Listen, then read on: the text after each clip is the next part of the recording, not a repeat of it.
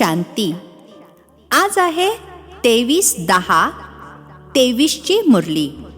आजच्या मुरलीचे महावाक्य आहे, गोड मुलांनो, आता मनुष्यांकडून मिळालेले मंत्र तंत्र कामी येणार नाहीत. त्यामुळे तुम्ही सर्वांमधून आपला बुद्धियोग काढून एका बाबांची आठवण करा. प्रश्न आहे, भक्तीमधील कोणती गोष्ट ज्ञानमार्गामध्ये चालू शकत नाही? उत्तर आहे, भक्तीमध्ये भगवंताकडून कृपा अथवा आशीर्वाद मागतात. ज्ञानमार्गामध्ये कृपा अथवा आशीर्वादाचा प्रश्नच येत नाही. हे शिक्षण आहे. बाबा टीचर बनून तुम्हाला शिकवत आहेत. नशिबाचा आधार शिक्षणावर आहे. जर बाबा कृपा करतील तर सर्व वर्गच पास होऊन जाईल. त्यामुळे ज्ञानमार्गामध्ये कृपा अथवा आशीर्वादाचा प्रश्नच येत नाही. प्रत्येकाला आपापला पुरुषार्थ अवश्य करायचा आहे. गीत आहे, मैं एक नन्हा सा बच्चा हूँ. ओम शांती. ही आहे भक्ती मार्गासाठीची हाक, छोट्या आणि मोठ्यांची. कारण समजावून सांगितले गेले आहे, भक्त तर यज्ञ जप तप इत्यादी करतात असे समजतात. यामुळे परमात्म्याला भेटण्याचा रस्ता मिळेल. मग ईश्वराला सर्वव्यापी म्हणणे, मी देखील त्यांचे रूप आहे, माझ्यामध्ये सुद्धा भगवान आहेत असे म्हणले तर खोटे आहे ना? ते अर्थात भगवान काही दुःख सहन करत नाहीत. भगवान तर वेगळी गोष्ट आहे ना. ही मनुष्यांची चूक आहे, ज्यामुळे दुःख भोगत आहेत. तुमच्यामध्ये देखील कोणी विरळेच बाबांना जाणतात.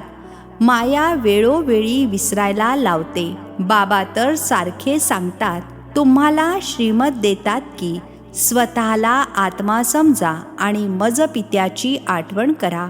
हे आहे श्रेष्ठ ते श्रेष्ठ मत.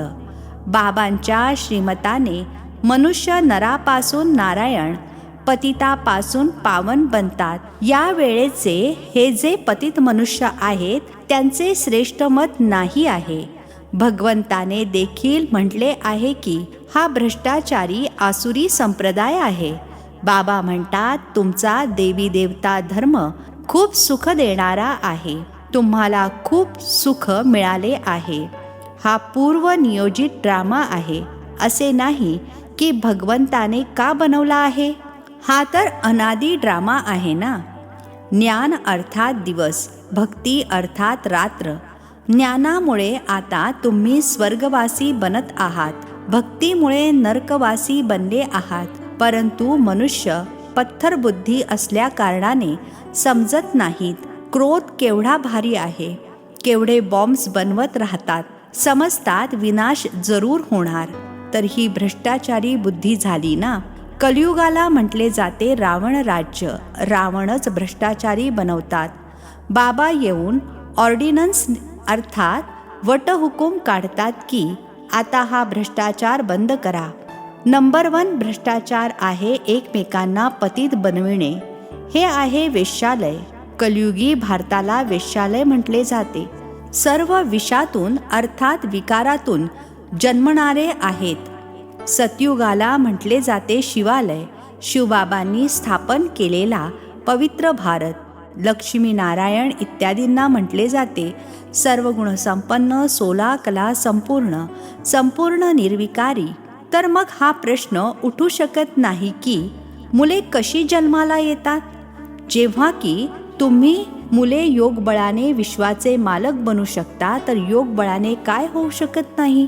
बाबा म्हणतात, तुम्ही योगबळाने श्रीमतावर स्वर्गाचे मालक बनू शकता, तर तिथे योगबळाने मुले देखील जन्म घेणार. बाहुबळाने साऱ्या सृष्टीवर राज्य करू शकत नाही. त्यांचे आहे बाहुबळ, तुमचे आहे योगबळ. तुम्ही सर्वशक्तिमान बाबांसोबत योग लावता. सर्वशक्तिमान बाबा स्वतः म्हणतात, माझी आठवण करा तर तुमची विकर्म विनाश होतील. परंतु कोणाच्या बुद्धीमध्ये राहत नाही. त्यावेळेला हो हो म्हणतात आणि नंतर विसरून जातात. बरोबर भगवान बेहदचे बाबा राजयोग शिकवून ज्ञानाद्वारे आपला शृंगार करत आहेत. तरी देखील बुद्धीमध्ये बसत नसेल तर म्हटले जाईल त्याच्या नशिबातच नाही आहे. त्यामुळे तदबीर अर्थात पुरुषार्थ करत नाही. टीचर तर सर्वांना शिकवतात, परंतु कोणी भरपूर शिकतात, कोणी नापास होतात. टीचरना थोडेच सांगणार आशीर्वाद करा. शिक्षणामध्ये आशीर्वाद, कृपा इत्यादी चालत नाही. ज्ञानमार्गामध्ये तर बाबा तुम्हाला नमस्ते करतात. कृपा अथवा आशीर्वाद मागायचे नाहीत. बाबांकडे मूल आले तर ते मालकच बनते.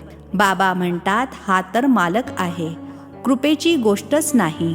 पित्याची मालमत्ता तीच मुलाची झाली. हो, बाकी मुलांना सुधारणे ते तर टीचरचे काम आहे. टीचर म्हणतील शिका, शिकणे तुमचे काम आहे. कृपा काय करणार? गुरुचे सुद्धा कर्तव्य आहे सद्गती मार्गाचा रस्ता दाखवणे. आशीर्वादाची गोष्ट नाही. हे तर एकच पिता, टीचर, गुरु आहेत. तिघांकडून कृपा मागण्याची गरजच नाही. बेसमज मनुष्यांना बाबा बसून समज देतात. हे तर त्यांचे आशीर्वाद आहेतच. बाकी त्यावर चालणे हे मुलांचे काम आहे. गायन आहे श्रीमद भगवानुवाच, ते आहेत उच्च ते उच्च, तर त्यांचे मत देखील उच्च असेल ना. श्रीमताने तुम्ही श्रेष्ठ देवी देवता बनत आहात नंबरवार पुरुषार्थानुसार. तुम्ही देखील समजू शकता की आपण किती मार्कांनी पास होणार. शाळेमध्ये स्टुडंट समजू तर शकतात ना की आपण पूर्ण अभ्यास केलेला नाही आहे, त्यामुळे आपण नापास होणार. बाबा सुद्धा रजिस्टरवरून समजतात हा नापास होणार. हे देखील बेहदचे पिता, टीचर, गुरु एकच आहेत. ते देखील जाणतात. मुले देखील जाणतात की आपण नीट अभ्यास करत नाही, व्यवस्थित शिकत नाहीत तर पद नक्कीच कमी होईल. एवढा सुद्धा पुरुषार्थ करत नाहीत की आपण खूप चांगले शिकावे. जरी कितीतरी डोके फोड करतात, समजवतात, तरी सुद्धा काहीही करत नाहीत. श्रीमतावर न चालल्यामुळे कमी दर्जाचे पद मिळणार. जी बाबांची संतान बनतात ती राज्यामध्ये येणार. त्यांच्यामध्ये देखील विविध पदे आहेत ना. दासदासी सुद्धा बनतात. मुले जाणतात शिकलो नाही आणि शिकवले नाही तर दासदासी बनणार. परंतु ते सुद्धा रॉयल अर्थात राजेशाही थाटामध्ये राहतात. लक्ष्मीनारायणाचे हिरे माणकांचे महाल असणार, तर दासदासी सुद्धा तिथे राहतील ना. नंतर पुढे जाऊन नंबरवार पद प्राप्त करू शकतात. प्रजेमध्ये देखील नंबरवार आहेत. भक्ती मार्गामध्ये मनुष्य इन्श्योर करतात ना. ईश्वर अर्थ दान देतात. समजा एखाद्याने हॉस्पिटल बांधले असेल तर दुसऱ्या जन्मामध्ये त्याला चांगली निरोगी काया मिळेल. अल्पकाळासाठी फळ तर मिळते ना. कोणी पाठशाळा उघडली असेल तर दुसऱ्या जन्मामध्ये उच्च शिक्षण मिळेल. धर्मशाळा काढली असेल तर दुसऱ्या जन्मामध्ये राहण्यासाठी चांगले घर मिळेल. तर हे इन्श्योर करणे झाले ना. प्रत्येकजण स्वतःला इन्श्योर करतात. आता तुमचे आहे डायरेक्ट ईश्वरासोबत, ते आहे इनडायरेक्ट. हे आहे डायरेक्ट इन्श्योर करणे. बाबा हे सर्व काही तुमचेच आहे. आम्ही ट्रस्टी आहोत. याच्या बदल्यामध्ये तुम्ही आम्हाला 21 जन्मांसाठी स्वराज्य द्या. हे झाले डायरेक्ट बाबांना इन्श्योर करणे. 21 जन्मांसाठी बाबा म्हणतात तुमचे सर्व बॅगेज सतयुगामध्ये ट्रान्स्फर करा. ज्याप्रमाणे लढाई जेव्हा लागते तेव्हा छोटे छोटे राजे आपली संपत्ती मोठ्या राजांकडे ठेवतात आणि नंतर लढाई जेव्हा पूर्ण होते तेव्हा मग मोठ्यांकडून परत घेतात. बाबा तर या गोष्टींचे अनुभवी आहेत ना. बाबा सुद्धा जाणतात, हे दादा सुद्धा जाणतात. समजून घेतले पाहिजे की आम्हाला दादाद्वारे अर्थात ब्रह्माद्वारे बाबांकडून वारसा मिळतो. बाबा शिकवतात हेविनली गॉडफादर ते बाबा आहेत. हे अर्थात ब्रह्मा नाहीत, हे आहेत दादा. पहिले आजोबांचे जरूर बनावे लागेल. बाबा आम्ही तुमचे आहोत, तुमच्याकडून आम्ही वारसा घेणार. इतर सर्व बाजूंनी बुद्धियोग तोडून टाकणे यामध्ये मेहनत आहे. बाबा म्हणतात, आता इतर गुरु इत्यादींचे मंत्र कोणत्याही कामामध्ये येणार नाहीत. कोणत्याही मनुष्य मात्राचा मंत्र आता कामी येणार नाही. मी तुम्हाला सांगतो, माझी आठवण करा, तेव्हाच तुमचा विजय आहे. तुमच्या डोक्यावर पापांचे ओझे खूप आहे. आता माझी आठवण करा तर विकर्म विनाश होतील. नंतर मग तुम्हाला स्वर्गामध्ये पाठवून देईन. पहिल्यांदा तर हा निश्चय पाहिजे ना. निश्चय नसेल तर बाबा बुद्धीचे कुलूपसुद्धा उघडत नाहीत, धारणा होत नाही. बाबांचे बनलात तर वारशाचे सुद्धा अधिकारी बनलात. बुद्धीमध्ये टिकत नाही. कोणी कोणी नवीन तर जुने असलेल्यांपेक्षा देखील पुढे जातात. बाबा तर चांगल्या रीतीने समजावून सांगतात, जितके जे शिकतील तेवढी कमाई आहे. हे गॉड फादरली नॉलेज अर्थात ईश्वरीय ज्ञान सोर्स ऑफ इन्कम आहे. तुम्ही विश्वाचे मालक बनता नॉलेजद्वारे. मनुष्यांमध्ये हे ज्ञान थोडेच आहे. आता तुम्ही माझी मुले आसुरी संप्रदायापासून दैवी संप्रदायाची, भ्रष्टाचारीपासून श्रेष्ठाचारी बनत आहात. श्रीमताशिवाय कोणीही श्रेष्ठाचारी बनू शकत नाही. नाहीतर मग अखेरीस सजा खाऊन परत जाल. भले थोडे फार जे ऐकतात ते स्वर्गामध्ये येतील, परंतु अगदीच साधारण प्रजेमध्ये. पदे तर क्रमवारीने असतात ना. तिथे असे गरीब असणार नाहीत की अन्नसुद्धा मिळणार नाही. इथल्यासारखे गरीब तिथे असत नाहीत. सुख सर्वांना असते. परंतु असे समजायचे नाही की चालेल, प्रजा तर प्रजा, ठीक आहे. हा तर कमकुवतपणा झाला ना. पहिला तर पक्का निश्चय पाहिजे. हे निराकार भगवानुवाच आहे. भगवान म्हणतात, मला मनुष्य देह तर नाही आहे. माझे नाव शिव आहे. बाकी जे काही देवता अथवा मनुष्य आहेत, सर्वांची शरीरानुसार नावे आहेत. माझे नाव शरीरानुसार नाही. मला स्वतःचे शरीरच नाही आहे. देहधारीला भगवान म्हटले जात नाही, मनुष्य म्हटले जाते. मनुष्याला भगवान मानल्यामुळेच भारतवासी बेसमज बनले आहेत. नाही तर भारतवासी खूप हुशार होते. पूर्वी भारतामध्ये कापड इत्यादी अतिशय तलम सुंदर बनत होते. आता तर त्या वस्तू बनू शकणार नाहीत. तर स्वर्गामध्ये सायन्ससुद्धा सुखासाठी असते.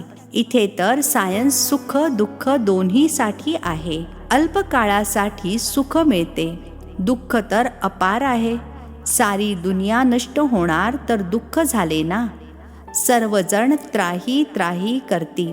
तिथे तर सायन्समुळे सुखच सुख असते, दुःखाचे नामोनिशाण सुद्धा नसते.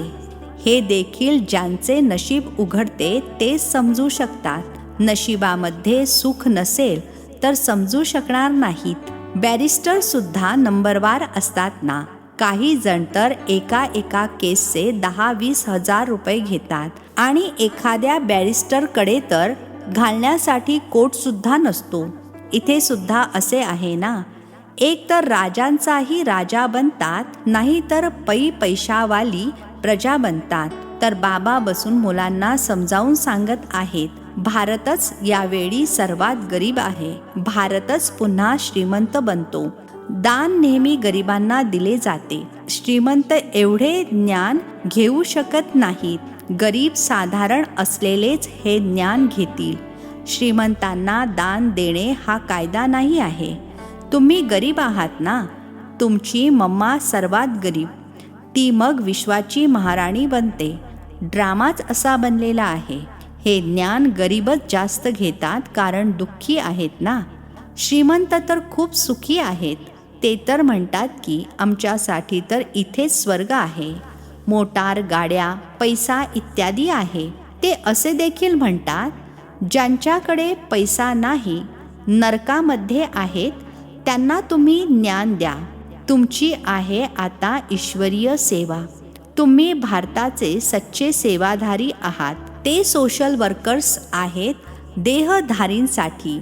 मनुष्यांना थोडेसे सुख देतात.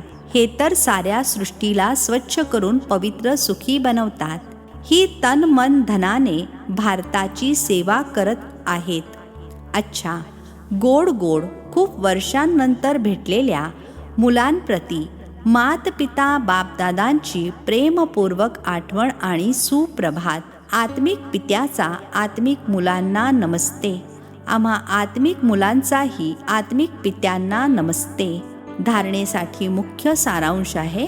पहिला पॉइंट आहे, आपले जुने बॅगेज 21 जन्मांसाठी ट्रान्सफर करायचे आहे. इन्शुअर करून ट्रस्टी होऊन सांभाळायचे आहे. दुसरा पॉइंट आहे, निश्चय बुद्धी बनून शिकायचे आहे. गरिबांना ज्ञान दान द्यायचे आहे. भारताला पवित्र बनविण्याची खरी आत्मिक सेवा करायची आहे. आजचे वरदान आहे, आपले प्रत्येक कर्म आणि बोलाद्वारे चालता फिरता प्रत्येक आत्म्याला शिकवण देणारे मास्टर शिक्षक भव. आपले प्रत्येक कर्म आणि बोलाद्वारे चालता फिरता प्रत्येक आत्म्याला शिकवण देणारे मास्टर शिक्षक भव. स्पष्टीकरण आहे, ज्याप्रमाणे आजकाल चालती फिरती लायब्ररी असते, तसे तुम्ही देखील चालते फिरते मास्टर शिक्षक आहात. सदैव आपल्यासमोर स्टुडंटला पहा. एकटे नाही आहात. सदैव स्टुडंट समोर आहात. सदैव अभ्यास करत देखील आहात आणि करवून देखील घेत आहात. योग्य शिक्षक कधीही स्टुडंटच्या समोर निष्काळजी राहणार नाही.